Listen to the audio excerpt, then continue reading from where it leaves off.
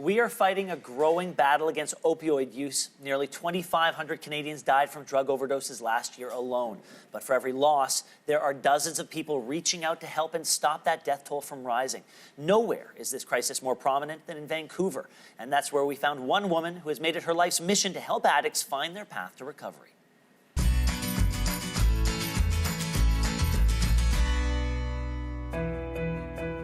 When I used to pass by Main and Hastings, I used to see these people. There was something inside me that told me these people were not well.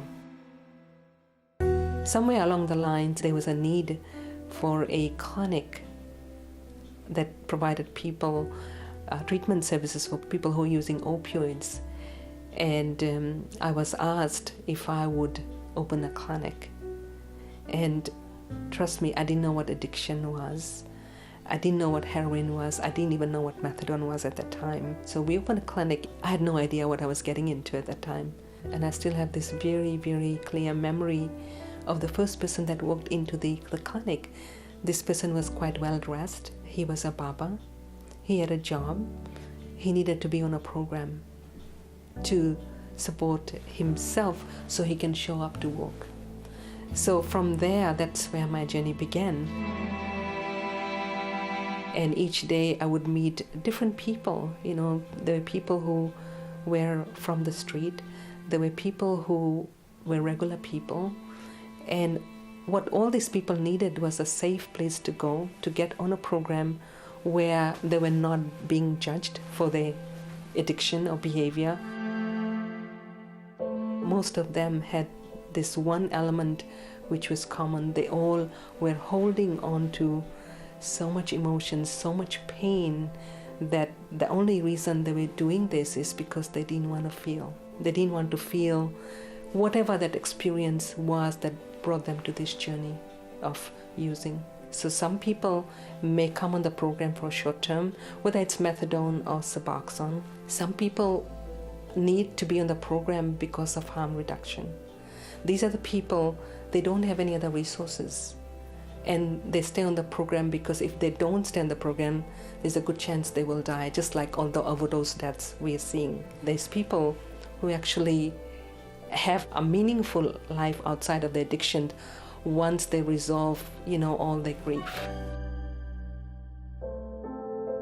I started with, mental health issues when I was in my early 20s, and that led to my drug addiction, which led me into prostitution. I was down at Main and Hastings. I was using in the back alleys behind Main and Hastings. It's dirty, it smells, there's people everywhere using drugs, there's drug deals going on everywhere around you. It's quite the sad and lonely place. I was working on the street when Robert Pickton was choosing women to kill, and for harm reduction, it was a decision to go on to the methadone program. So to have me, stop using heroin. There was a decision that with my care team that I had at the time to go on the methadone program, and that really started my journey towards healing and to where I am today. I'm living a regular life. My life doesn't revolve around using anymore, because when I was using, I thought that was going to be it. I thought I was going to die using. I thought there was no way I would ever be able to quit using drugs.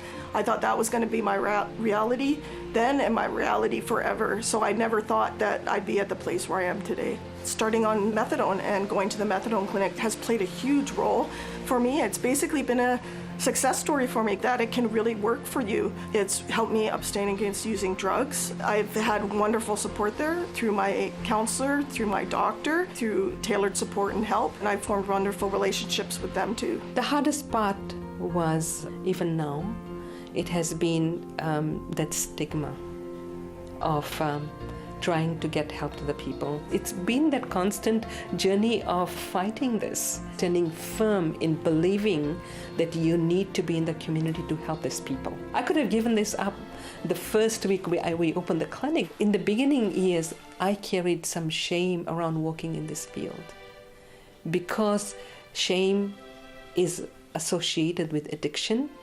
I actually took on some of the shame from the patients. So I didn't tell people for the longest time what I was doing. And today I look at myself and I said, wow, how did I survive that? The survival is about what we see in the patients that show up, that their life has transformed and they are doing well. And that gives me hope to continue to do the work. That gives me that strength that I need to show up. If they can show up and change, I need to show up twice as much to be there for them. There's no way of knowing if they're going to make it or not, because it is that individual's desire to want to be free of that pain. And whether you are on downtown east side, have nothing, or you could be somebody who's so well-to-do and have everything. When we remove the addiction, we are all sitting with what had happened to us. And that story keeps repeating in the mind in a vicious cycle. And until you can change that story, it doesn't matter. So it is a process, and that's why I show up each day to talk about this and work in this field, because the joy it gives me to see people's life transform is just amazing. And in this field, if you don't believe that in hope, if you don't believe in that people can change and transform, you won't survive. I don't go in with any expectation. I don't. Because at the end of the day, we are all human beings and we are here to support each other on our journey. Just like they have supported me to learn and understand this field, we are here to support them so that they can have a life outside of the pain, because we all should be able to experience some joy in this life.